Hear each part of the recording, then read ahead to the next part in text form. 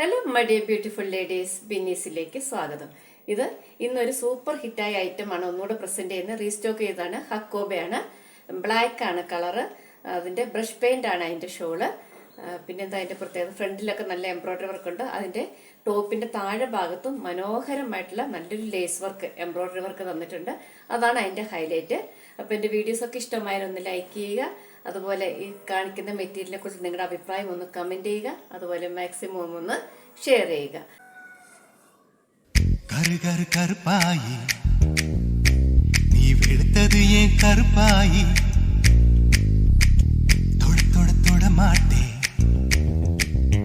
തൊട്ടാ നാനും വിടമാട്ടേ